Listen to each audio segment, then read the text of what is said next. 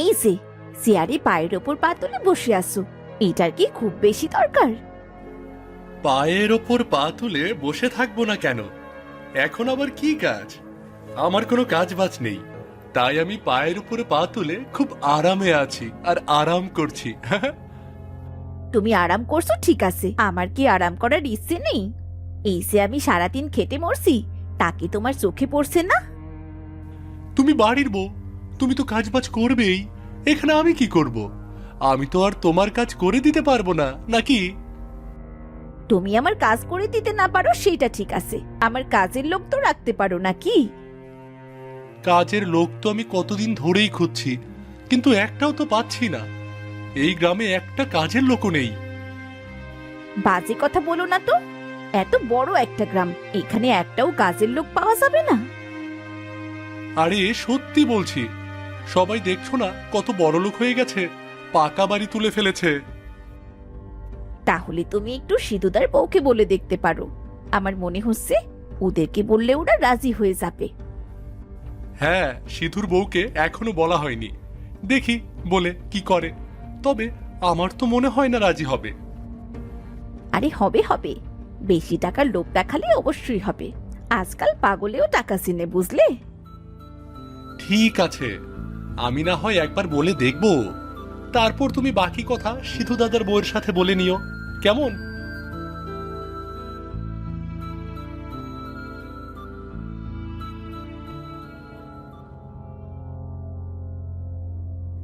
কিরে পূজা, আজ আসতে অত দেরি হলো যে?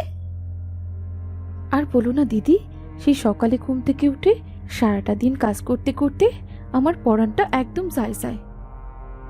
আমিও তো একই সমস্যায় আছি রে, আর করতে পারছি না এসব। এত কিছু করতে কি আর ভাল লাগে বলো? সেই সকাল থেকে রাত অবধি একটু ফুরসত মেলে না। তোকে আর কি বলবো, আমি তো একটু আগেও তোর দাদার সাথে এই নিয়ে ঝগড়া করে এলাম, আমাকে কোনো কাজের লোক এনে দিচ্ছে না। আমিও তো এই নিয়ে ঝগড়া করি, কিন্তু ওই একই কথা, কাজের লোক খুঁজে পাওয়া যাচ্ছে না। তুমি বলো তো, এত বড় একটা গ্রাম, এখানে নাকি কাজের লোক পাওয়া যায় না? আমিও তো সেই কথাই বলছি, তোর দাদাকে শুনিয়ে দিয়েছি দু কথা, তারপর ওই সিধুদার বউয়ের কথা বললাম।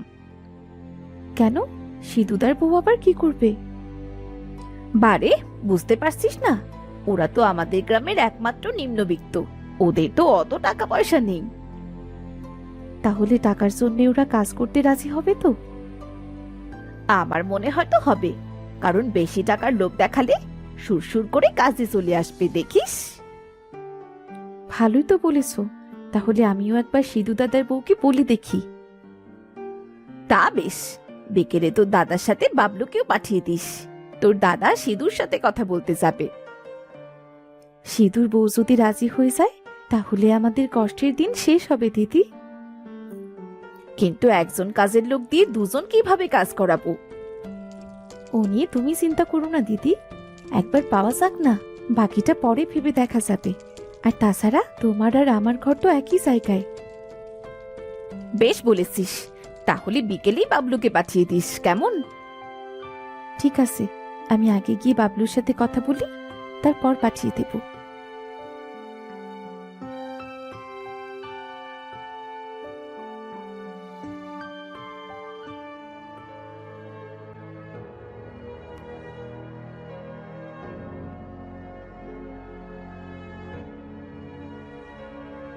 তুমি আমাকে এই জীবনে কোনো শান্তি দিলে না গো।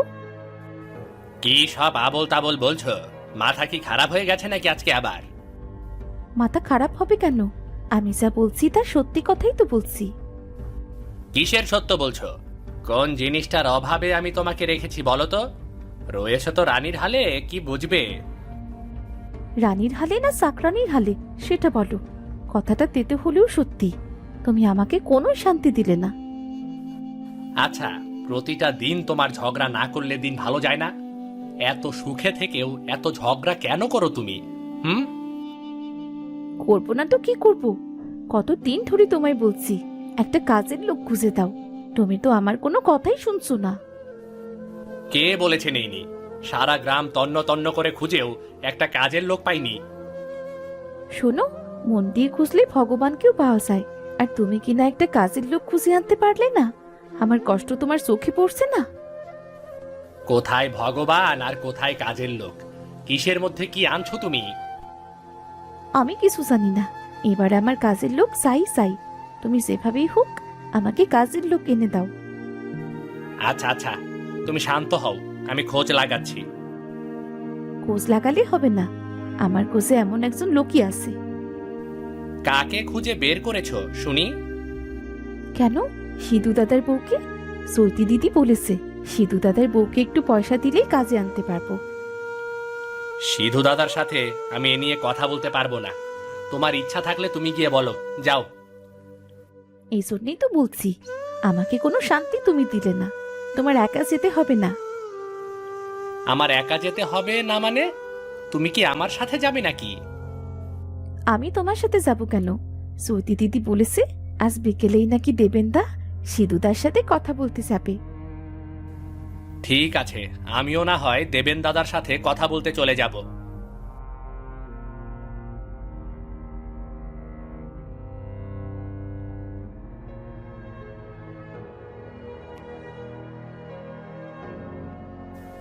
ও দাদা, তুমি এখানে? তোমাকে পেয়ে গেলাম, ভালোই হলো। বাড়িতে আর যেতে হলো না। কেন রে, তোরা দুজন মিলে আমাকে খুঁজছিস কেন? কোনো প্রয়োজন নাকি? আর বলো না দাদা, প্রয়োজনের থেকেও বেশি প্রয়োজন। কেন, কি হয়েছে? আর বলো না দাদা, আমরা তো আর বাড়িতে টিকতেই পারছি না আমাদের বউয়ের জ্বালায়। কেন, অশান্তি শুরু হয়েছে নাকি? তাহলে দেবাশিস বাবুর কাছে যা, উনি একটা বিচার করবেন। আমাদের যে অশান্তি শুরু হয়েছে তা তুমি ছাড়া কেউ মেটাতে পারবে না। আমি আবার কি করব? তোদের কথা শুনে আমার হাসি পাচ্ছে।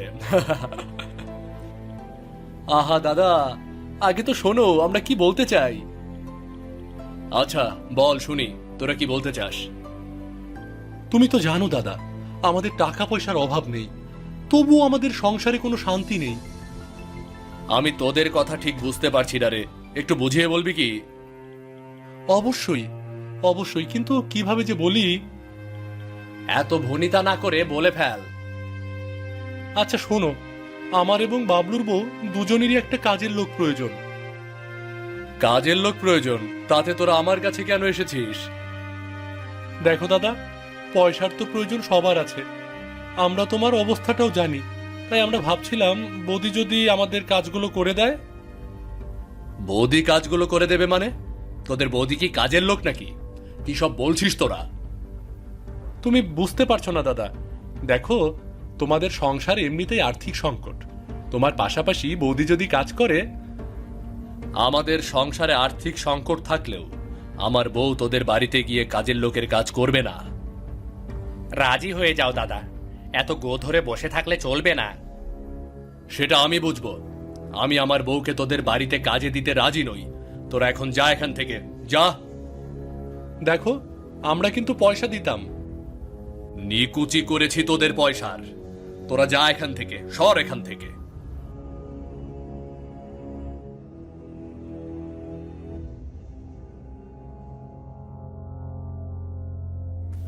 কি হলো বুড়িমা, তুমি এই সন্ধ্যাবেলায় আমার বাড়িতে কি করছো? এসেছি আপনাদের কাছে নিজের যন্ত্রণা প্রকাশ করতে। বুড়ো হয়ে গেছি তো, তাই এই জীবনে যন্ত্রণার কমতি নেই। আহা, এত অভিমান করে কথা বলার কি আছে? বলো বলো, কি হয়েছে?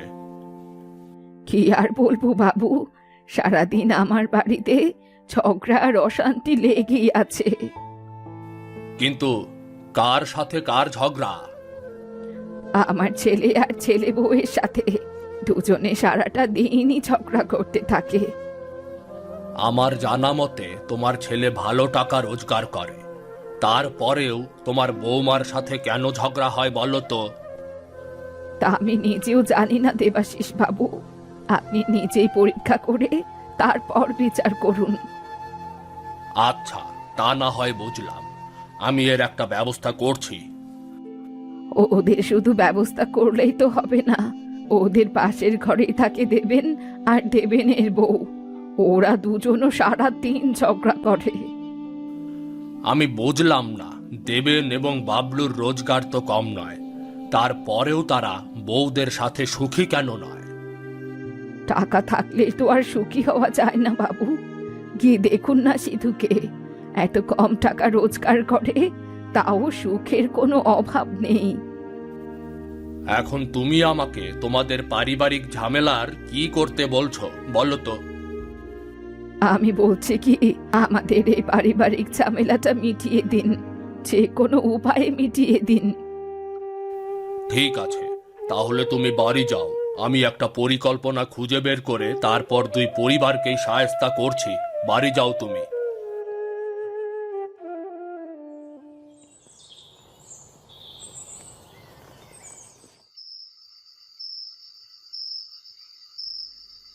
কি গো, তোমার মন মেজাজ কি খুব খারাপ নাকি আজকে? এত গম্ভীর দেখাচ্ছে কেন? আর বলো না, আজকে যে একটা ঘটনা ঘটে গেছে তাতে কোনো রকমে মনটা ভালো রাখতে পারছি না আমি। আচ্ছা বলো না কি হয়েছে, দেখি আমি তোমার মন ভালো করতে পারি কিনা। আচ্ছা মিথিলা, তুমি কি আমার ঘরে খুব দুঃখে আছো? দুঃখে থাকবো কেন গো? হে আবার কেমন কথা, হুট করে এই কথা বলছো কেন? আমার তো কোনোদিনও মনে হয়নি তুমি দুঃখে আছো, কিন্তু আজকে দেবেন এবং বাবলুর কথা শুনে মনে হলো তুমি সত্যিই দুঃখে আছো। কেন, দেবেন আর বাবলু তোমাকে আজ কি বলেছে? ওদের ঘরে নাকি কাজের লোকের প্রয়োজন, তাই আমার কাছে এসেছিল তোমাকে কাজের লোক বানাতে। কি বলছো কি এসব? আমাকে কাজের লোক হিসেবে নিতে চাইছে? এটা কেমন কথা? আমার তো সেটাই কথা। আমরা গরিব বলে কি আমরা কাজের লোক নাকি? তারপর তারপর তুমি কি বলেছো? আমি আবার কি বলবো, সোজাসুজি না করে দিয়েছি। আমরা খেটে খাওয়া মানুষ, কাজ করে খাই। অপমানের পয়সা আমাদের কোনো প্রয়োজন নেই। একদম ঠিক করেছো। ওরা ভেবেছিল আমাদের বেশি টাকা দিলেই হয়তো আমি তোমাকে কাজে পাঠিয়ে দেব। শোনো, একটা কথা বলি, আমাদের এই মাটির ঘরে আমরা অনেক সুখে আছি, ওদের পাকা ঘরেও সেই সুখ নেই। সেটা তো আমি জানি গিন্নি। তাহলে তুমি জানলেই হবে, এত মন খারাপ করলে চলবে? যে ভাবার সে ভাবুক না। কিন্তু এই যে আমার মনে হচ্ছে তুমি তো দুঃখে আছো। সেটা শুধু তোমার ইচ্ছে মনে হচ্ছে, এর বেশি কিছু নয়। তুমি দেখতে পাও না ওদের বাড়িতে কি ঝগড়াঝাটি চলে? হ্যাঁ, এত টাকা থাকার পরেও ওদের বাড়িতে ঝগড়াঝাটি কমেই না। তাহলে আমাদের ঘরে তো কোনো ঝগড়াঝাটি নেই, ওদের থেকে আমরা বেশ সুখেই আছি। এইসব নিয়ে তুমি ভেবো না তো, ঘুমিয়ে পড়ো।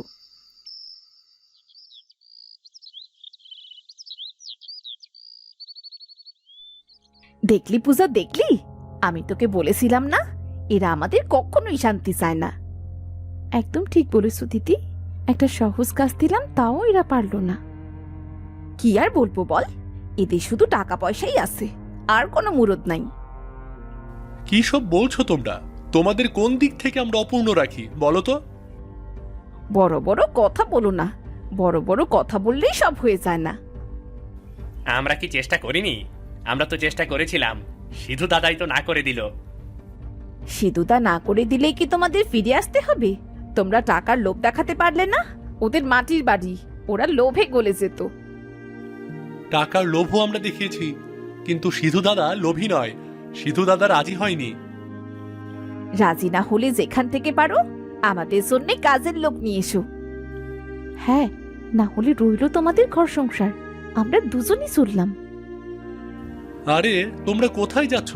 আমরা কি বলেছি কাজের লোক তোমাদের এনে দেব না? আমরা অবশ্যই এনে দেব। আমরা তোমাদের সংসারে থাকবো যদি আমাদের কাজের লোক এনে দাও। সারাদিন কাজ করিয়ে সুখে রাখো সুখে রাখো বললেই হলো না, বুঝলে? আচ্ছা বৌদি, তোমরা দুজনে শান্ত হও, আমরা দেখছি কি করা যায়। যতই টাকা লাগুক আমরা কাজের লোক এনেই দেব। তুমি এত বড় বড় কথা বলো না, এতদিন তো আমি কম চেষ্টা করিনি, চেষ্টা করেও কি কিছু হয়েছে? আচ্ছা, আমরা একটা ব্যবস্থা করছি। চল বাবলু, আমার সাথে চল। এখন কোথায় যাব দাদা? এখন আমরা দেবাশিস বাবুর কাছে যাব। দেখি দেবাশিস বাবু আমাদের কোনো সাহায্য করতে পারে কিনা। ঠিক আছে ঠিক আছে, চল চল। এই যে দুজনে যাচ্ছ কোথায়? কাজের লোক নিয়ে তবেই ফিরবে, না হলে ফেরার কোনো দরকার নেই।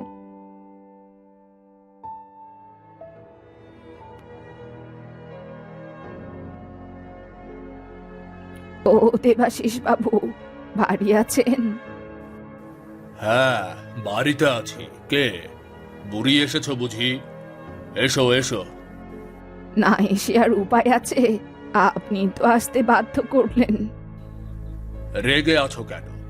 আবার কি হয়েছে বুড়ি? আপনার কাছে একটা বিচার নিয়ে এসেছিলাম, আপনি তো সেই বিচারটা করলেন না, বরং এখন দিনরাত ঝগড়া শুনতে হচ্ছে। ওরা আবার ঝগড়া করেছে আজকে? ঝগড়া করছে মানে? এবার তো আর একজন নয়, সবাই মিলে ঝগড়া করছে। ওদের নিয়ে যে আমি কি করি একটা পরিকল্পনাও ভাবতে পারলাম না, এর মধ্যে আবার শুরু করে দিয়েছে। আপনার পরিকল্পনা ভাবতে ভাবতে আরো কয়েকবার ঝগড়া হয়ে যাবে, আপনি কিছু একটা করুন না। আরে করব তো করব, কিন্তু আমাকে তো একটু ভাবতে হবে, সময় দিতে হবে নাকি? আর কত সময় নেবেন? এবার তো খুনোখুনি হয়ে যাবে। ওই দেবেন আর বাবলু আপনার কাছে এলো বলে। সে কি আমার কাছে আসবে কেন? আমাকে আবার মারতে আসবে নাকি? কি যে বলেন দেবাশিস বাবু, আপনাকে আবার মারতে আসবে কেন? আসবে আপনার কাছে সাহায্য চাইতে। কিসের সাহায্য আবার? আমি কি সাহায্য করতে পারি? দেখবে আপনি কোনো কাজের লোক দিতে পারেন কিনা, দেখুন দিতে পারেন কিনা। যেভাবেই হোক এই অশান্তি থামিয়ে দিন। ঠিক আছে, তুমি ওদেরকে আমার কাছে আসতে দাও, বাকিটা আমি দেখছি।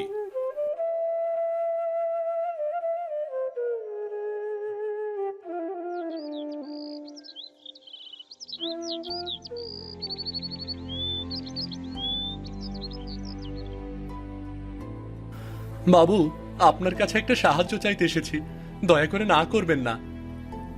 আমার কাছে কি সাহায্য চাইতে এসেছো তোমরা, বলো। বাবু, যে করেই হোক আমাদের একটা কাজের লোকের ব্যবস্থা করে দিন না। আপনার তো অনেকগুলো কাজের লোক। তোমাকে কে বলেছে আমার কাছে অনেকগুলো কাজের লোক? আমি নিজের রান্না নিজে করে খাই, বুঝতে পেরেছো? এটা কি বলছেন আপনি বাবু? আপনি গ্রামের মোড়ল, তাও আপনার কাছে একটা কাজের লোক নেই? না, আমার কাছে কোনো কাজের লোক নেই, তবে আমি মনে করি নিজেদের কাজ নিজেরা করাই ভালো। কিন্তু এই কাজের লোক নিয়ে তো আমাদের সংসারে যত অশান্তি। তোমাদের বউয়েরা বুঝি কাজের লোক চাইছে, তাই না? হ্যাঁ, তারা তো কাজের লোক চাইছে, তারা কাজের লোক ছাড়া সংসারই করবে না। তোমরা তোমাদের বউকে বোঝাও, ভালোভাবে বোঝাও। বুঝিয়েছি বুঝিয়েছি বাবু, কিন্তু ওরা তো অবুঝ, বুঝতেও চায় না। শোনো, এই গ্রামে মনে হয় না কোনো কাজের লোক তোমরা পাবে। কেন বাবু? সিধুর বউ তো আছে, আমরা চাইছি ওর বউকে কাজের লোক বানাতে। তোমরা সিধুর বউকেই কেন চাইছো? কারণ এই গ্রামে ওদের মতো গরিব আর একজনও নেই, তাই কাজের লোক হিসেবে অন্য কাউকে আমরা পাবো না। শোনো দেবেন, কারো টাকা নেই বলে যে তাকে কাজের লোক বানাতে হবে, এটা কোনো কথা হতে পারে না। তোমরা তোমাদের বউকে বোঝাও। আমরা ওদেরকে বুঝিয়ে বুঝিয়ে ক্লান্ত হয়ে গেছি, এবার আপনি কিছু একটা করুন না। ঠিক আছে, তোমরা যেহেতু আমাকে দায়িত্ব দিয়েছো, তাহলে আমি তোমাদের দায়িত্ব নিয়ে নিচ্ছি। এখন তাহলে আপনি কি করবেন বাবু? সেটা না হয় কালকেই দেখতে পাবে। তোমাদের বউয়েরা অবুঝ, তাদেরকে বোঝাতে হবে। ওরা তো বলেছে আজকে যেন আমরা কাজের লোক না নিয়ে বাড়িতে না ফিরি। তোমরা আজকে যাও, বলবে কাজের লোকের ব্যবস্থা আগামীকাল হয়ে যাবে, তাহলেই হবে। ঠিক আছে দেবাশিস বাবু, তাহলে আমরা চলে যাচ্ছি এখন। আর শোনো, কালকে সকালে তোমরা তোমাদের বউকে নিয়ে সিধুর বাড়ির সামনে গিয়ে আমার জন্য অপেক্ষা করবে, কেমন?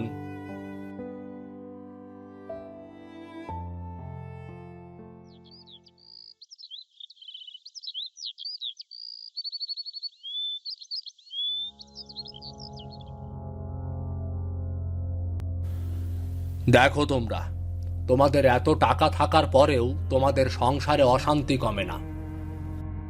বাবু, একটা কাজের লোক পেলেই হলো, আমাদের অশান্তি কমে যেত। সিধুর বউকে দেখো, না আছে টাকা, না আছে পয়সার লোভ, না আছে কাজের লোকের কোনো চিন্তা, নিজের কাজ নিজেই করছে। বাবু, ওদের তো টাকাই নেই, কাজের লোক রাখবে কোথা থেকে? হ্যাঁ, ঠিক বলেছ, ওদের টাকা নেই, কাজের লোক নেই, তবুও কিন্তু ওরা অনেক সুখী। হ্যাঁ, দেখো দুজনের মুখেই কত হাসি। এদের টাকা পয়সার কোনো চিন্তা নেই, কাঁচা বাড়িতে বেশ আছে। আসলে টাকা পয়সা কাজের লোক এগুলো হলো নিতান্তই একটা অজুহাত। ভালো থাকতে হলে মন থেকে ভালো থাকতে হবে। তাহলে এখন কি আমরা কাজের লোক পাবো না বাবু? তোমাদেরকে আমি কি বোঝাচ্ছি?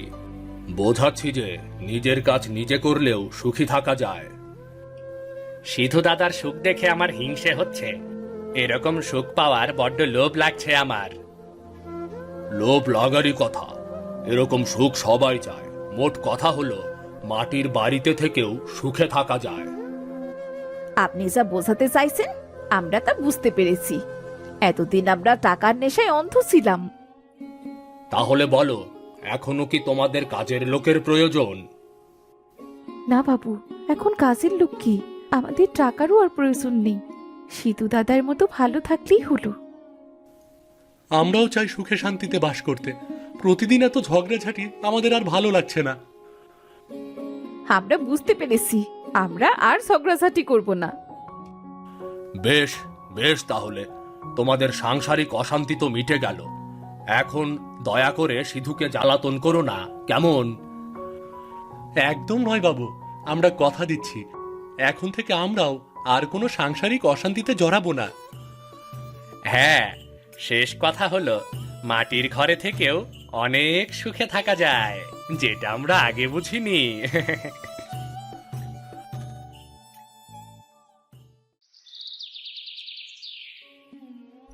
রমেশ ছিল একজন গরিব চাষি। তার ছোট্ট একটা জমি ছিল, সেখানে সে শাক সবজি চাষ করত। কিন্তু দুর্ভাগ্যবশত তার কোনো ফসলই ঠিক মতো হতো না। তার সংসারে অভাব লেগেই থাকতো, কিন্তু তার স্ত্রী মালতী কখনো স্বামীর মন ভাঙতে দিত না। গিন্নি, তোমার হাতের কাজ শেষ হলে আমার সাথে চলো তো মাঠে। মাঠ থেকে সবজি কটা তুলে নিয়ে বাজারে বিক্রি করতে যেতে হবে যে। ওগো, তোমার এবার সবজির ফলন কেমন হয়েছে গো? গতবারের থেকে ভালো না খারাপ? আর গিন্নি সে কথা বলো না গো, আমার কপালটাই মন্দ। যে ফসল লাগাই সেই ফসলই হয় না, কি যে করব কিছুই বুঝতে পারছি না। কি আর করব বলো, ওটা তো আর আমাদের হাতে নেই। সৃষ্টিকর্তা যেদিন মুখ তুলে তাকাবে সেই দিন দেখবে আমাদের আর কোনো দুঃখ থাকবে না। হ্যাঁ গো, তোমার কথা কবে সত্যি হবে কে জানে। তোমাকে তো ঠিক মতো কাপড় খাবার কিছুই দিতে পারি না, জীবনে কোনো কিছুই করতে পারলাম না। থাক না, তুমি আফসোস করো না। আমি তো তোমাকে কখনো কিছুই বলি না। আমাদের কপালে যেটা লেখা আছে সেটাই হবে গো, এর থেকে বেশিও হবে না, কমও হবে না। হ্যাঁ গো গিন্নি, এই একটাই ভালো জিনিস সৃষ্টিকর্তা আমাকে দিয়েছে, তার জন্যই তো এত অভাবের মধ্যেও কিছু বুঝতে পারি না। তোমার মতো লক্ষ্মী বউ পেয়েছি, এজন্যই তো বেঁচে গেলাম। নাও, হয়েছে হয়েছে, আর ঠং করো না। এবার চলো তো মাঠে চলো, না হলে দেরি হয়ে যাবে তো। হাটের বেলা শেষ হয়ে গেলে হাটে যেয়ে কোনো লাভ হবে না। হ্যাঁ গো গিন্নি, চলো। গল্প করতে করতে সময় পার হয়ে যাচ্ছে, এবার তো সত্যি সত্যি দেরি হয়ে যাবে। দেরি হয়ে গেলে আর কেউ সবজি নিতে চাইবে না।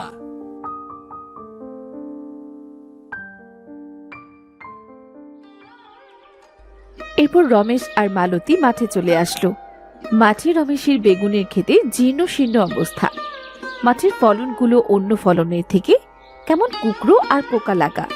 রমেশের পাশের ক্ষেতের বেগুনগুলো ছিল খুব সুন্দর আর তরতাজা। গিন্নি, তুমি তো ধৈর্য ধরতে বলো, কি করে ধৈর্য ধরবো বলো তো? এত কষ্ট করে ফসল ফলাই, কিন্তু ফসলটাও ভালো হয় না। আর যা সবজি হয় তাতে পোকা লেগে থাকে। দেখো, আমার পাশের জমিতেও কত সুন্দর তরি তরকারি হয়েছে, আর আমার কি অবস্থা দেখো। ওগো, কষ্ট পেও না। কি করবে বলো তো? তুমি তো আর ইচ্ছে করে করো না। অন্যরা সার দেয়, মাটি দেয়, আমরা তো আর ঠিক মতো সার মাটি দিতে পারি না। এই জন্যই হয়তো আমাদের ফলন এমন হয়। হ্যাঁ গো গিন্নি, টাকা না থাকলে তাদের কপালে সুখও থাকে না। সুখী হতে গেলে আগে মনে হয় টাকা লাগে। নাও গো, বাদ দাও। আর কি করবে? চলো, যা আছে সেগুলো তুলে বাজারে নিয়ে যাও। হ্যাঁ হ্যাঁ, চলো গিন্নি। এরপর রমেশ আর মালতী তাদের জমি থেকে বেগুনগুলো তুলে বাজারে নিয়ে গেল।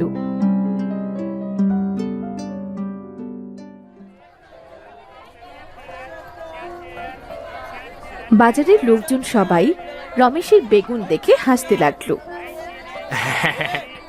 এই রমেশ, এসব কি তরকারি নিয়ে এসেছিস হাটে? তোর সব পোকা বেগুন কে কিনবে রে? কি করবো গো দিনুদা, বলো তো। আমার কপালে যে ভালো কিছু নেই, তা কি করব বলো। যত চেষ্টাই করি ফসল ভালো হয় না। যে সবজিই লাগাই সব নষ্ট হয়ে যায়। ভালো ফলন পেতে হলে তার পেছনে টাকা খরচ করতে হবে, বুঝলি? টাকা খরচ না করলে টাকা ধরা দেয় না রে। তুই টাকা খরচ করবি না, আবার ভালো ফলনের আশা করবি, সেটা কি করে হয় বলতো? টাকা তো নেই দিনুদা, খরচ করব কোথা থেকে? খরচ করার জন্য টাকা কোথায় পাবো বলো তো? তা তো ঠিকই বলেছিস। বুদ্ধি থাকলে টাকা ধরা কোনো ব্যাপার না। নে, মন দিয়ে সবজি বিক্রি করতো। নিয়ে যান বেগুন, নিয়ে যান বেগুন, একদম টাটকা বেগুন, বিনা সারের বেগুন নিয়ে যান, বেগুন।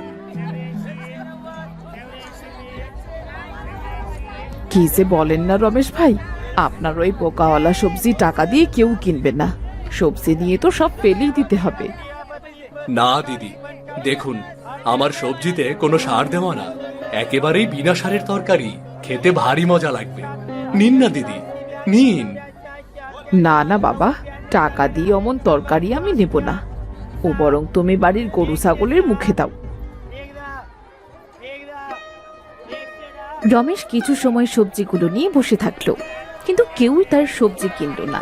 সে তখন মন খারাপ করে সব সবজিগুলো নিয়ে বাড়ি ফিরে আসলো।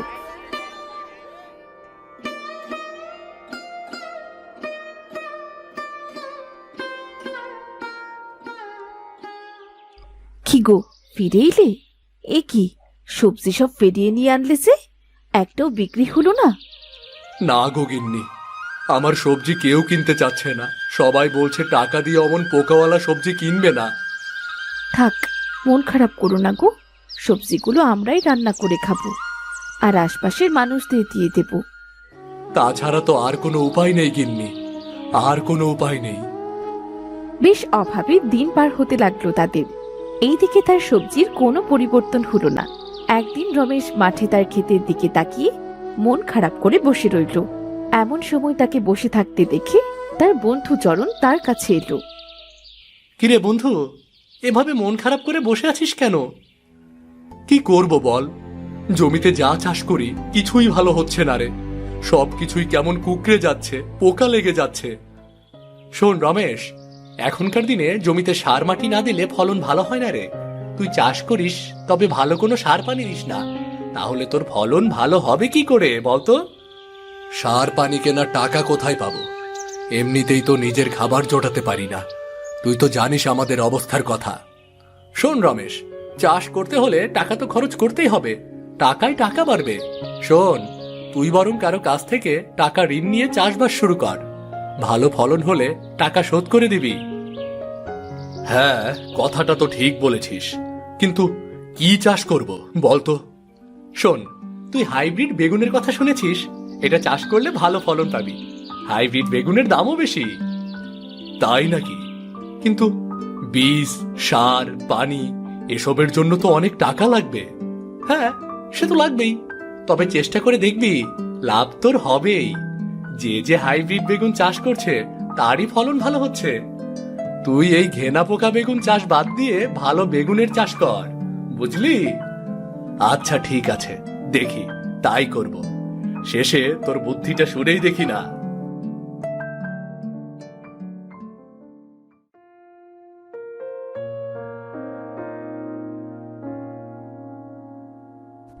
রমেশ বাড়ি ফিরে এসে হাইব্রিড বেগুনের কথা তার বউয়ের সাথে পরামর্শ করলো।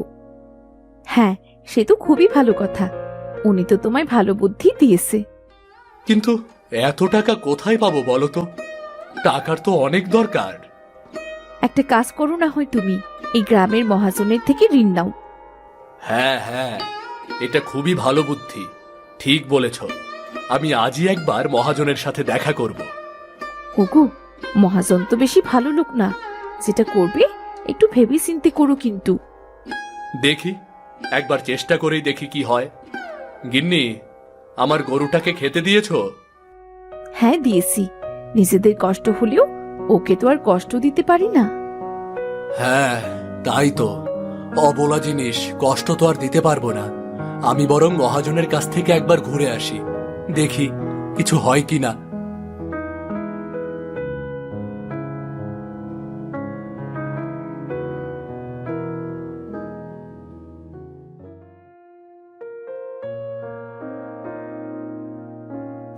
মহাজন মশাই, বাড়িতে আছেন? ও মহাজন মশাই। কে রে? ভেতরে আয়, আমি ভেতরে।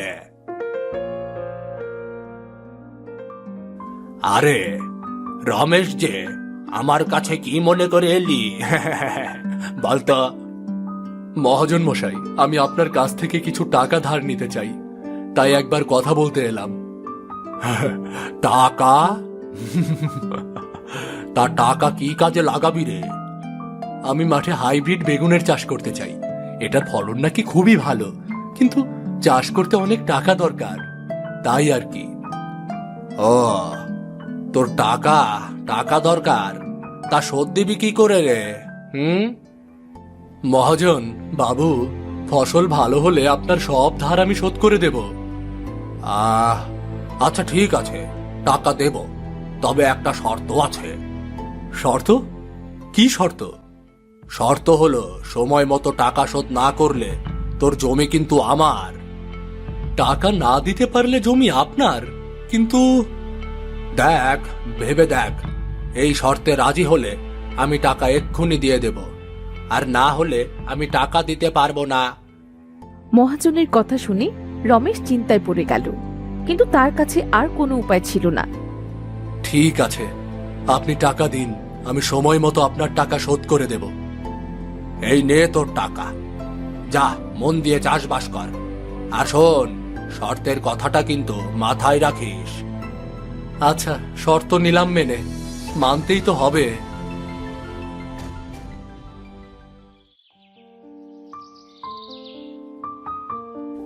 এরপর রমেশ সেই টাকা দিয়ে জমিতে হাইব্রিড বেগুনের চাষ শুরু করলো। রমেশ প্রাণপণ দিয়ে খাটতে লাগলো।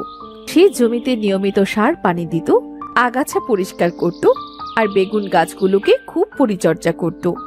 মালতীও মাঝে মাঝে এসে রমেশের কাজে সাহায্য করত।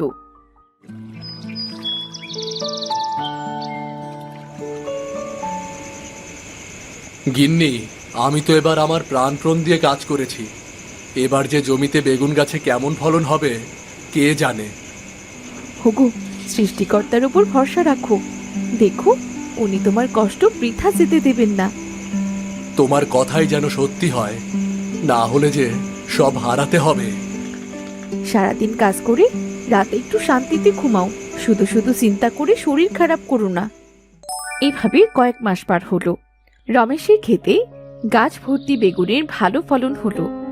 বড় বড় বেগুন ঝুলছে গাছে। মাঠের চাষিরা রমেশের এত সুন্দর বেগুন দেখে খুবই অবাক হলো।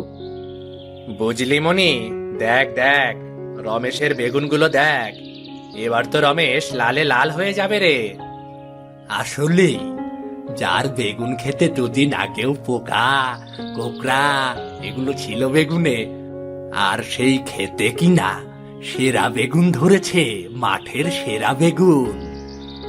বেচারি এ মাস খুবই পরিশ্রম করেছে ক্ষেতের পেছনে। কষ্ট করলে আসলেই কেষ্ট মেলে। বাহ, নিজের ক্ষেত দেখে তো নিজেই হা হয়ে যাচ্ছি। এত সুন্দর বেগুন, এবার এবার কেউ আমাকে নিয়ে হাসাহাসি করতে পারবে না।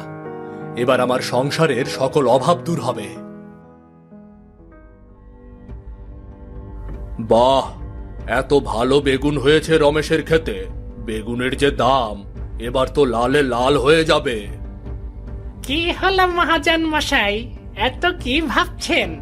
চলেন যাই, সামনে যাই।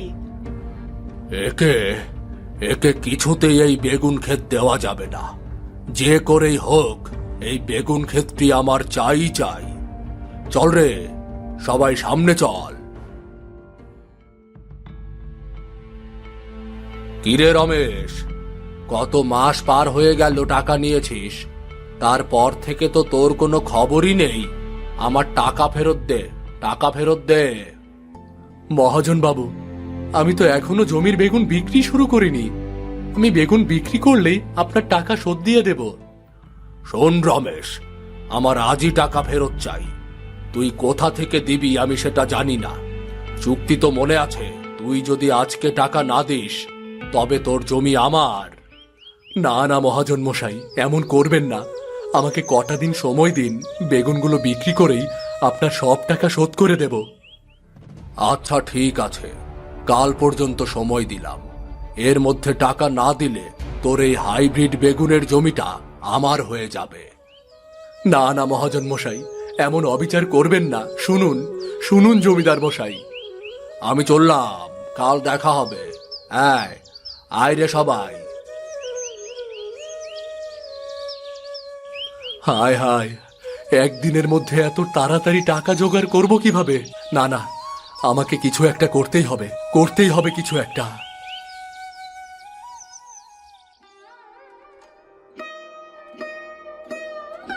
এরপর রমেশ বাড়ি গিয়ে সব কথা মালতীকে খুলে বলল। সব শুনে মালতী চিন্তায় পড়ে গেল। হুগু, এখন কি করবে? আমার তো মনে হচ্ছে এটা মহাজনের ফন্দি, আমাদের জমিটা হাতিয়ে নিতে চাচ্ছে। হ্যাঁ গো গিন্নি, আর কটা দিন সময় দিলে বেগুন বিক্রি করে সব টাকা শোধ করে দিতে পারতাম। কিন্তু এখন কি করব গিন্নি? বলো, কি করব এখন? এত ভেবো না, দেখছি আমি কি করা যায়।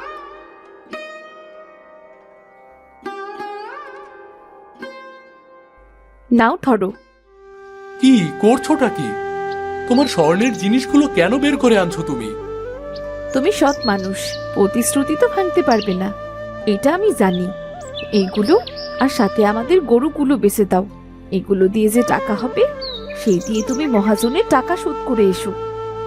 না না গিন্নি, তোমার গয়না আমি কি করে বিক্রি করব? আমি পারবো না, আমি পারবো না বিক্রি করতে। শোনো, সোনা দানা মানুষের বিপদের শুনলেই তো থাকে। না না, তারপরেও আমি ওগুলো নষ্ট করতে পারবো না। আর কোনো কথা বলো না, আগে গিয়ে বিপদ থেকে উদ্ধার হও, পরেরটা পরে দেখা যাবে। রমেশ স্তব্ধ হয়ে গেল। মালতীর আত্মত্যাগ দেখে তার চোখে জল চলে এলো। গিন্নি, তুমি আসলে আমার ঘরের লক্ষ্মী গো, আমার ঘরের লক্ষ্মী। এই সংসারটা তুমি বাঁচালে, এই সংসারের জন্য কত কিছুই না করলে। তুমি যে আমার ভাঙা ঘরের একটা শক্ত খুঁটি গো, তুমি আমার ভাঙা ঘরের একটা শক্ত খুঁটি। তুমি যে আমার সেই ভাঙা ঘর, ঘরটি ভাঙা হলেও দিন শেষে আমরা তো এর নিজেই আশ্রয় নিই। গিন্নি, কিন্তু গরুটাকে কি করে বিক্রি করব বলো তো? তুমি ওকে তোমার সন্তানের মতো করে মানুষ করেছো। হ্যাঁ গো, ওর জন্যই তো কষ্ট হচ্ছে, কিছু করার নেই গো। গিন্নি, আজ টাকার কাছে আমাদের ভালোবাসা হেরে যাচ্ছে। কি পোড়া কপাল আমাদের, কি পোড়া কপাল। হগু কেঁদো না, টাকা হলে আবার না হয় একটা গরু কিনে নেব। হ্যাঁ গো গিন্নি, টাকা হলে আগে তোমার গয়না করে দেব, তারপর তোমাকে একটা গরু কিনে দেব।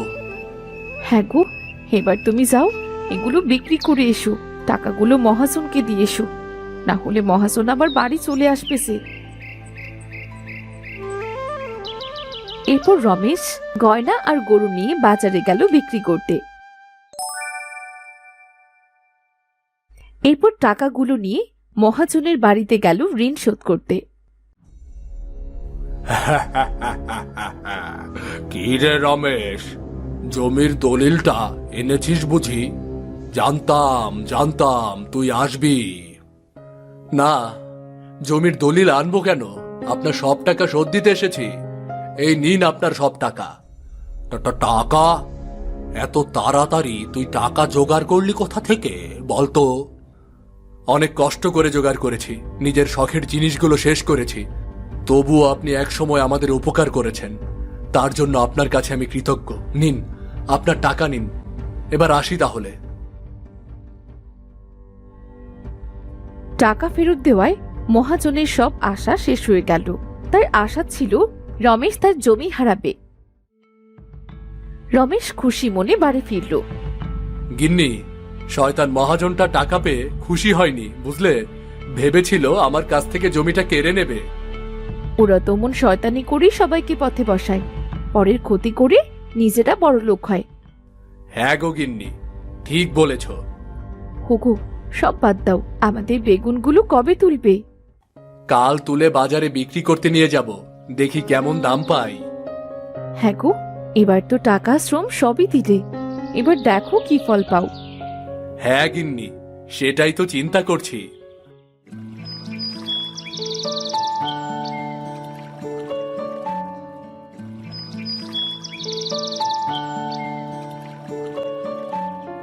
পরদিন সকালে রমেশ মাঠে গিয়ে তার ক্ষেত থেকে তাজা বড় বেগুনগুলো তুলে নিয়ে বাজারে বিক্রি করতে নিয়ে গেল।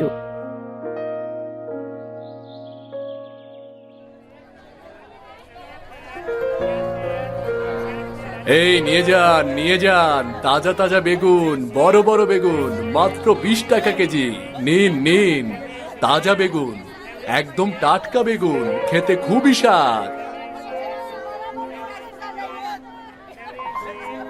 আরে রমেশ, তোর বেগুনগুলো এত বড় বড় হলো কি করে রে? বাবা বাবা বাহ, বেগুনগুলো দেখে তো জানটা ভরে যাচ্ছে। দে তো, আমাকে 1 কেজি বেগুন দে। এই নিন মতিদা। খেয়ে দেখি, যদি মজা হয় তাহলে তোর কাছ থেকে বেগুন কিনবো। নে নে, টাকা নে। আচ্ছা মতিদা, ঠিক আছে। এরপর বাজারের সব থেকে বড় ব্যবসায়ী যতীনের চোখে রমেশের বেগুনগুলো পড়ল। আরে বাবা রমেশ, তোর বেগুনগুলা তো খুবই সুন্দর হইছে রে। এত ভালা বেগুন তো বাজারে দেখি নাই রে। তোর সব বেগুনগুলা আমার কাছে বিক্রি কইরা দে। হ্যাঁ দাদা, সব বেগুনগুলো নেবেন আপনি? হ্যাঁ, আরে বেগুনগুলা আর অনেক দাম হইব। অনেক দাম ও দিমু তোরে। কাল থেকে সব বেগুনগুলা তুই আমারে দিবি, আমি এই বেগুনগুলা শহরে বিক্রি করতে লইয়া যাবো। আচ্ছা দাদা, তাই হবে। আমার জন্য বড্ড উপকার হলো গো দাদা, বড্ড উপকার হলো। এই নে তোর টাকা। যতীন রমেশের থেকে বেগুন নিয়ে রমেশকে ভালো দাম দিল। এইভাবে কয়েকদিনের মধ্যেই রমেশ প্রচুর টাকা আয় করল। টাকা দিয়ে রমেশ তার বউকে শখের গরুটা কিনে দিল, আর বাকি টাকা দিয়ে সে তার জন্যে গয়না বানালো। বউকে আজ চমকিয়ে দেব। আজ যে কি খুশি লাগছে, বউ গরুটা দেখলে খুব খুশি হবে।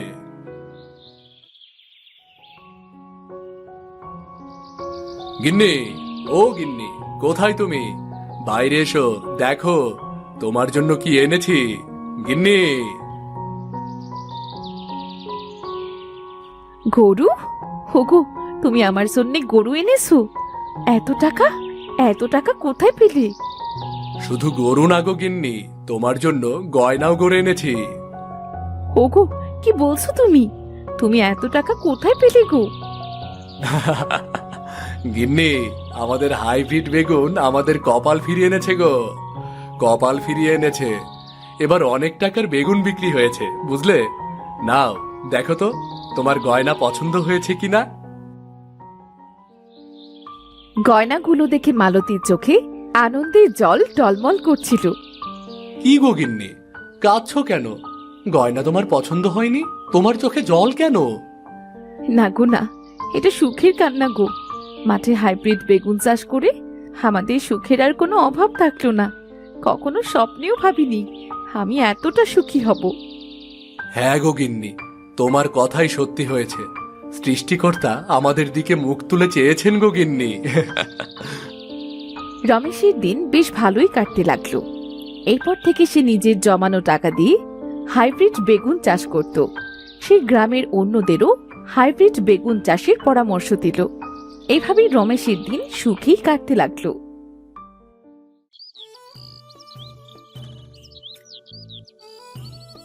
টুটুল, আয় টুটুল, কোথায় গেলি রে বাবা? টুটুল, না, এই ছেলেটাকে নিয়ে আর পারি না বাপু, এত দুষ্টুমি করে। ওকে খাইয়ে আমি কাজে যাব, আমার তো দেরি হয়ে যাচ্ছে। কখন খাওয়াবো, কখন বেরোবো? টুটুল, আয় টুটুল।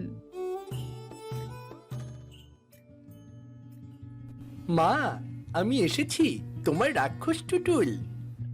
তাই বুঝি তুই আমার রাক্ষস টুটুল?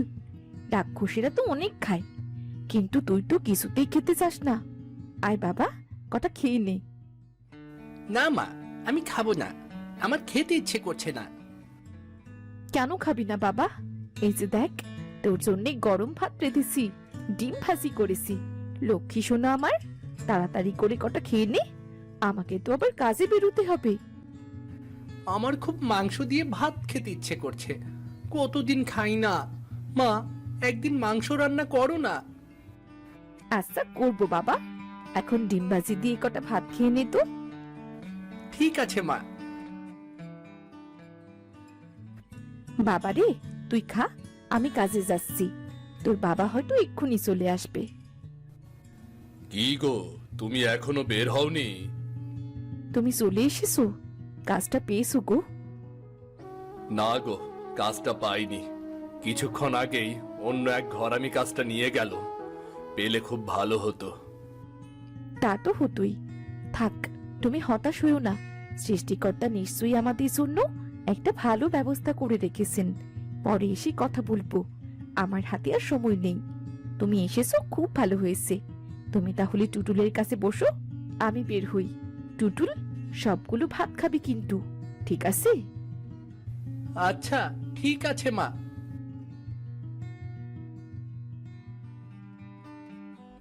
কিরে বেটা, কি দিয়ে ভাত খাচ্ছিস? ডিম ভাজি আর ভাত দিয়ে ভাত খাচ্ছি বাবা। ডিম ভাজি? সে তো আমার খুবই প্রিয়। দাঁড়া, আমিও একটা ডিম ভেজে আনি, এরপর তোর সাথে ভাত খাওয়ার প্রতিযোগিতা হবে। আমি প্রতিযোগিতা করব না বাবা। কেন রে বেটা, কি হয়েছে? আজ প্রতিযোগিতা করলে আমি হারবো, কারণ আমি ডিম দিয়ে ভাত খাচ্ছি। তবে বাবা, যদি মাংস দিয়ে ভাত খাওয়ার প্রতিযোগিতা হতো, তাহলে তুমি আর আমাকে হারাতে পারতে না। ঠিক আছে রে বেটা, ঠিক আছে, তুই খাওয়া শেষ কর। দুঃখিত বেগম সাহেবা, আজ আসতে একটু দেরি হয়ে গেল। ঠিক আছে, এখন কথা বাড়িয়ে সময় নষ্ট করিস না আসমা, দ্রুত রান্নাঘরে যা। আমার মেয়ে হেনা আর মেয়ের জামাই কিছুক্ষণ পরই আসবে, দ্রুত কিছু পিঠে বানিয়ে ফেল। তাই বুঝি বেগম সাহেবা, ছোট আপা আসবে? আমি এক্ষুনি যাচ্ছি, জামাই আদরের জন্য এমন পিঠা বানাবো, জামাইকে তাক লাগিয়ে দেব। তুই না থাকলে আমার যে কি হতো, মাঝে মধ্যেই চিন্তা করি রে আসমা। রান্না বান্নার ভার তোর ওপর দিয়ে আমি একেবারে নিশ্চিন্ত থাকতে পারি। আপনি নিশ্চিন্তেই থাকুন বেগম সাহেবা, এখন আমি চলে এসেছি। জামাই আদর আপ্যায়নের জন্য যা প্রয়োজন আমি সব কিছু তৈরি করব।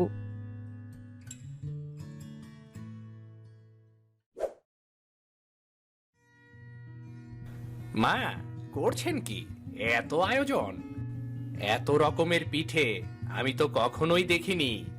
এ তো এলাহি ব্যাপার। হ্যাঁ গো মা, তা তোমরা এখন এত কষ্ট করতে গেলে কেন? তেমন কিছু না রে মা, মইন বাবা, তাড়াহুড়োয় আমরা তেমন কোনো আয়োজন করতে পারিনি, সামান্য আয়োজনই করেছি। তুমি খাওয়া শুরু করো। বলেন কি মা, এ তো আপনার বিনয়। এ আয়োজন সামান্য আয়োজন? এত সুন্দর সুন্দর পিঠে নিশ্চয়ই সব রূপালী ভাবি বানিয়েছে, তাই না? কি গো ভাই, এখনো খাওয়া শুরু করলে না? বলি আমার বোনটা কি তোমাকে খেতে দিচ্ছে না নাকি? না গো ভাবি, আমি যদি খেতে না দিই, তোমাদের জামাই আমার কথা শুনবে কেন? তা তো শোনা উচিত না। শ্বশুর বাড়িতে যখন এসেছে তখন পেট ভরে ভালো মন্দ খাওয়া উচিত। কি বলো ছোট ভাই? ভালো মন্দ তো খাবই ভাবি, আর আপনারা যে আয়োজন করেছেন অসাধারণ। ভাবি, পিঠাগুলো নিশ্চয়ই আপনি বানিয়েছেন। সত্যি ভাবি, আপনার গুণের প্রশংসা করতে হয়। ভাবি, তুমি এত চমৎকার করে পিঠা বানানো শিখলে কবে? সত্যি আমার ভাইটা ভীষণ ভাগ্যবান। বুঝলে, তোমার উচিত ভাবির কাছ থেকে পিঠা বানানো শিখে নেওয়া। তাই বুঝি? তাহলে বাবার বাড়িতে আমাকে অনেক দিন থাকতে দাও, তাহলে দেখবে ভাবির থেকে সব পিঠা বানানো শিখে ফেলেছি। বুঝলেন ভাবি, আপনার ননদ বাবার বাড়ি বেড়ানোর জন্য কোনো না কোনো রাস্তা ঠিকই খুঁজে নেয়। তা ভাবি, এত সুন্দর পিঠে বানানো আপনি শিখলেন কার কাছ থেকে? না মানে আসলে বাবা, এই পিঠে বৌমা বানায়নি। ভাবি বানায়নি? তাহলে কে বানিয়েছে? এই পিঠে বানিয়েছে আমার বাড়ির রাঁধুনি আসমা। তাই নাকি? আসমা আপা এই পিঠা বানিয়েছে? হ্যাঁ, আসমা সব কাজেই পারদর্শী। পিঠে বানানো, ঘর গোছানো, রান্না বান্না সবকিছুতেই আসমা সমান পারদর্শী। ভালো ঘরের ভালো পরিবারের গুণী মেয়ে। কপাল দোষে আজ মেয়েটা পরের বাড়ির রাঁধুনি। সত্যি? এমন রাঁধুনির প্রশংসা করতেই হয়। মা, আসমা আপাকে ডাকুন, আমরা একটু কথা বলি। ঠিক আছে, ডাকছি। আসমা, এই আসমা, শুনে যা একটু। বেগম সাহেবা, আমাকে ডাকছিলেন? হ্যাঁ, ডেকেছিলাম তো। তুই যে পিঠে বানিয়েছিস আমার জামাই খুব পছন্দ করেছে। তোর সাথে আমার মেয়ে জামাই কথা বলতে যাচ্ছে। আসমা আপা, আপনার পিঠা খুবই অসাধারণ হয়েছে। আমি খেয়ে একেবারেই মুগ্ধ হয়ে গেছি। এত চমৎকার পিঠা বানানো আপনি শিখলেন কোত্থেকে? আমি আমার মা দাদির কাছ থেকেই শিখেছি, আর কিছু কিছু নিজে থেকেই শিখেছি। আমার রান্না বান্না করতে খুব ভাল লাগে, তাই যেখানে নতুন কিছু দেখি তাই শিখে রাখি। বাহ বাহ, কি চমৎকার! দেখেছ হেনা, আসলে শেখার ইচ্ছা থাকলে সব কিছু শেখা যায়। আসমা আপা, এটা আপনার জন্য। আরে না না, আমার এটার প্রয়োজন নেই। আপনাদের ভালো লেগেছে, আমি তাতেই খুব খুশি। না না আপা, এটা আপনাকে নিতেই হবে। আমি এটা খুশি হয়ে দিচ্ছি। আপনার সৃজনশীলতা আর আপনার উদ্ভাবনী শক্তি আমার খুব ভালো লেগেছে। আপনি না করবেন না আপা। নিন নিন, টাকাটা নিন। টাকাটা নিলে আমি খুবই খুশি হব। নে না আসমা, টাকাটা নে। জামাই খুশি হয়ে দিচ্ছে, নে।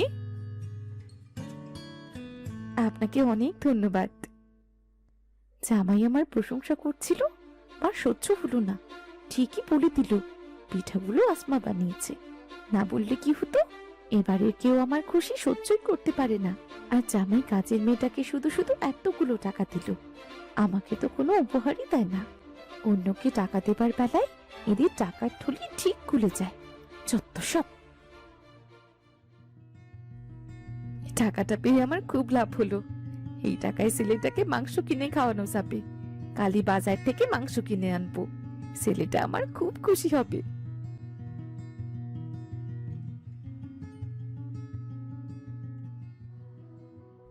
কি হয়েছে?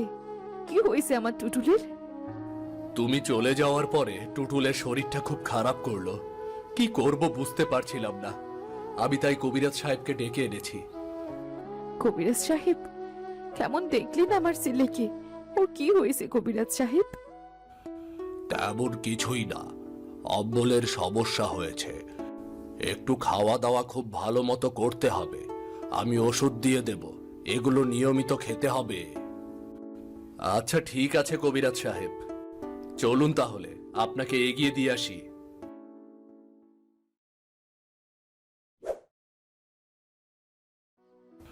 যে টাকাগুলো আজ পেয়েছিলাম সেগুলো তো ওষুধ কিনতেই চলে গেল। ভেবেছিলাম ছেলেটাকে একটু মাংস কিনে খাওয়াবো। থাক আসমা, তুমি মন খারাপ করো না। ছেলেটা সুস্থ হোক, সেটাই আমাদের জন্য যথেষ্ট। সুস্থ না হলে যত ভালো খাবারই হোক মুখে রুচবে না গো। হ্যাঁ, তা তো ঠিক, কিন্তু ছেলেটা একটু শখ করেছিল মাংস খাবে, সেটাও বেচারা পারলো না। আমার আমার কপালটাই এত খারাপ কেন বলতে পারো? ছি আসমা, এভাবে বলো না। সৃষ্টিকর্তা নিশ্চয় আমাদের জন্য খুব চমৎকার পরিকল্পনা করে রেখেছেন। তুমি নিরাশ হয়ে না তো। নিরাশ তো হতে চাই না, কিন্তু মানুষ তো, তাই হতাশা চলেই আসে। না, তুমি হতাশ হয়েও না। সৃষ্টিকর্তার ওপর ভরসা রাখো, তিনি একটা পথ বের করে দেবেন। মা, ও মা, কি হয়েছে বাবা? শরীরটা বেশি খারাপ লাগছে? এখন একটু ভালো লাগছে মা। খিদে লেগেছে বাবা? হ্যাঁ মা, একটু খিদেও লেগেছে। দাঁড়া বাবা, আমি তোর জন্য ভাত আর সবজির পাতলা ঝোল নিয়ে আসছি। না মা, আমি সবজি খাবো না, আমি মাংস দিয়ে খাবো। আমার মাংস খেতে ইচ্ছে করছে। হায় রে কপাল, এখন মাংস কোথায় পাবো বাবা? আচ্ছা ঠিক আছে, তুই আজকে সবজির ঝোল দিয়ে ভাতটা খেয়ে নে, আমি কাল তোকে মাংস এনে খাওয়াবো। সত্যি খাওয়াবে তো মা? হ্যাঁ বাবা, সত্যি খাওয়াবো। সৃষ্টিকর্তা, আমায় সাহায্য করো, কাল যেন ছেলেটাকে একটু মাংস এনে খাওয়াতে পারি।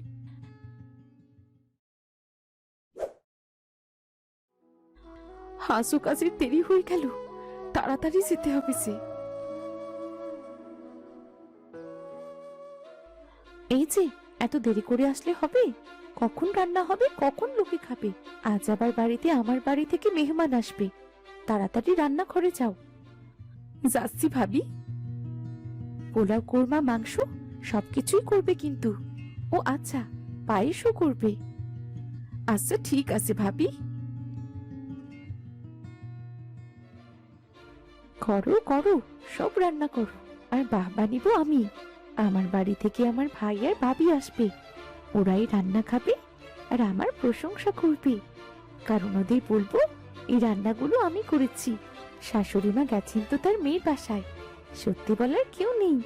এই সুযোগে নিজের একটু সুনাম কুড়িয়ে নিই। যাক, সৃষ্টিকর্তার কাছে চেয়েছিলাম, সৃষ্টিকর্তা সেই সুযোগটাই করে দিল। রূপালী ভাবির কাছে টুটুলের জন্য একটু মাংস চাইবো, ভাবি নিশ্চয়ই মাংস দেবে। আজ মাংসটা একটু অন্যরকম ভাবে রান্না করব। মাংসটা গোলমরিচ, টক দই আর লেবুর রস দিয়ে কিছুক্ষণ মাখিয়ে রাখবো। মনে হয় সবারই এই রান্না অসাধারণ লাগবে।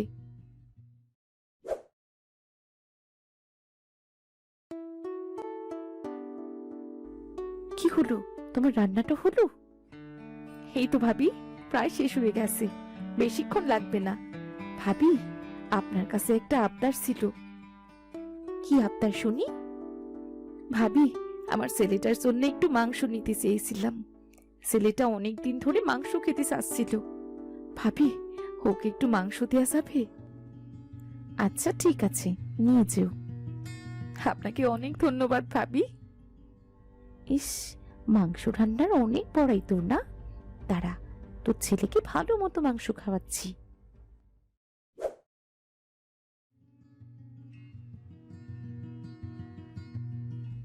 এই নাও, তোমার ছেলের জন্য এইটুকু মাংস নিয়ে যাও।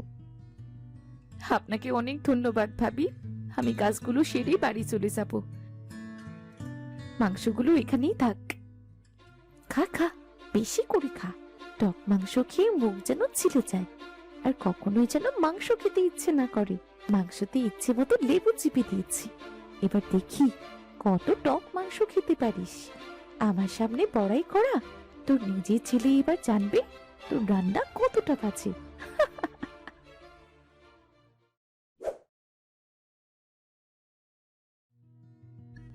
আরে বাবা রূপালী, তুই এত রান্না করেছিস? হ্যাঁ ভাবি, সব রান্না আমিই করেছি আজ। একটু ননদের রান্না খেয়েই দেখো না আমি কেমন রান্না করতে পারি। দেখতেই তো অনেক লোভনীয় মনে হচ্ছে। হ্যাঁ রে রূপালী, তুই এত ভালো রান্না করিস জানতাম না তো। এমন জানলে তোর রান্না করা খাবারই তো আমি আমার হোটেলে বিক্রি করতে পারতাম। তোমার বোন যে কত গুণী সেটা তো তুমি জানোই না। আরে, মাংসটা তো নিয়ে আসিনি। তোমরা বসো, আমি এক্ষুনি মাংসটা নিয়ে আসছি।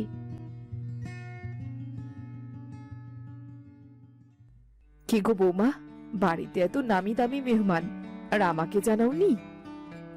মা, আপনি? হ্যাঁ, হেনার বাড়িতে মন ছিল না, তাই চলে এলাম। আজই জানু, তোমরা ভালো আছো তো? হ্যাঁ চাচি, আপনি ভালো আছেন? হ্যাঁ, আমিও ভালো আছি। বৌমা, আসমা ঠিকঠাক মতো রান্না করেছে তো? আসমা? হ্যাঁ, আসমাই তো আমাদের রাঁধুনি। যা চমৎকার রান্না করে মা, তুমি নিজেই খেয়ে দেখো না, কতটা অসাধারণ রান্না যে করে, খেয়েই বুঝতে পারবে। আর টেবিলে তো মাংস দেওয়াই হয়নি। দাঁড়াও, আমি মাংসটা নিয়ে আসছি। না না মা, আপনি তো মাত্র এলেন, আপনি কেন কষ্ট করতে যাবেন? আরে কষ্ট কিসের? এতদিন পর তোমার ভাই ভাবি এলো, তুমি ওদের সাথে বসে গল্প করো। যাও, আমি গিয়ে মাংসটা নিয়ে আসছি।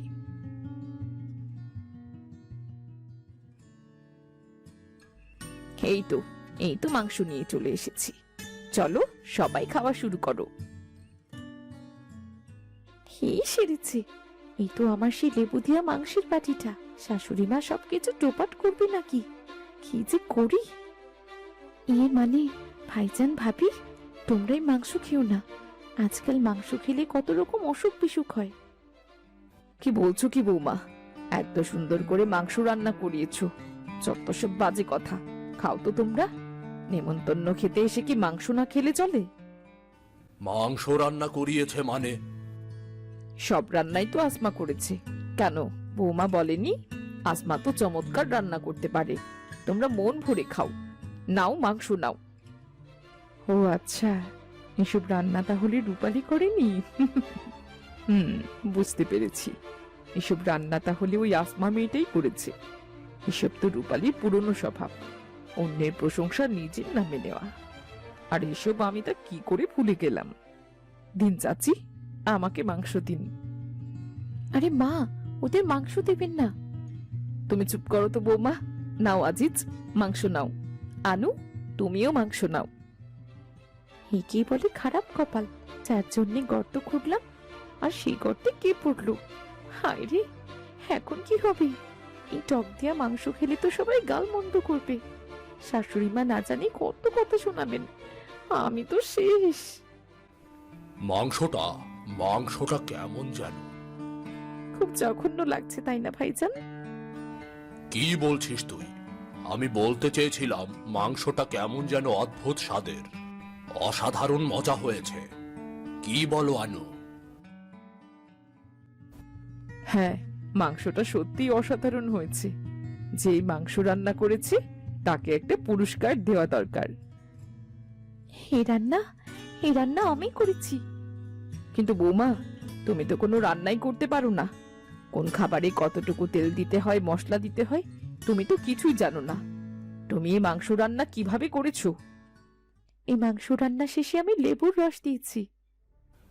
কেন দিয়েছিস? যাতে আসমা মেয়েটার রান্না খারাপ হয়, তাই না? আর দোষ সব আসমার হয়। কিন্তু আসমার রান্নার গুণে এই লেবুর রস মাংসে মিশে অসাধারণ স্বাদ তৈরি হয়েছে। তুই মেয়েটার ক্ষতি করতে চাইলি, কিন্তু কোনো লাভ হলো না রে। না মানে ভাইজান, মানে তুই কি ভেবেছিস আমি তোর ভাই? আমি তোকে চিনতে ভুল করব? তোকে আমি খুব ভালো মতো চিনি। প্রথমে তার রান্না নিজের নামে চালিয়েছিস, আবার তার রান্না খারাপ করে দোষ তার উপরেই ফেলেছিস। ছি বৌমা, ছি। তোমার কাছ থেকে আমি এটা আশা করিনি। চাচি, আপনি আসমাকে একটু ডাকুন তো। আসমা, আসমা, একবার এখানে আয় তো মা। জি বেগম সাহেবা, আমাকে ডেকেছেন? আমি চাচিকে বলেছি আপনাকে ডাকতে। আপা, আপনার জন্য আমার একটা প্রস্তাব আছে। আপনি আমার হোটেলে এই মাংসটা প্রতিদিন রান্না করে দেবেন, কিন্তু নামানোর আগে অবশ্যই লেবু দেবেন, কেমন? সত্যি? এ তো অনেক বড় কাজ। আচ্ছা ঠিক আছে, আমি অবশ্যই মাংস রান্না করে দেব, কিন্তু লেবু দিয়ে মাংস রান্না। সে এক মজার ব্যাপার। আমি আপনাকে সব বুঝিয়ে দিচ্ছি আপা। তার আগে বলুন, আপনি কাজ করতে রাজি তো? এ তো আমার জন্য পরম খুশি সংবাদ।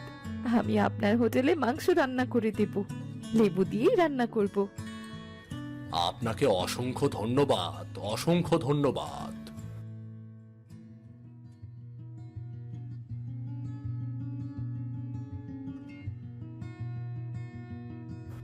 আমার টুটুল বাবা, আমার টুটুল বাবা কোথায় গো? মা, এসেছো? এসেছো তুমি মা? চল বাবা, আজ আমরা সবাই মিলে মাংস দিয়ে মজা করে ভাত খাবো। লেবু দিয়েই মাংস রান্না করা হয়েছে। সত্যিই মা? তাহলে তো আজ অনেক খুশির দিন। একে মাংস, আবার অন্যরকম ভাবে লেবু দিয়ে রান্না করা। অন্যরকম কিছু খাওয়া হবে। হ্যাঁ রে বাবা। কি মজা কি মজা।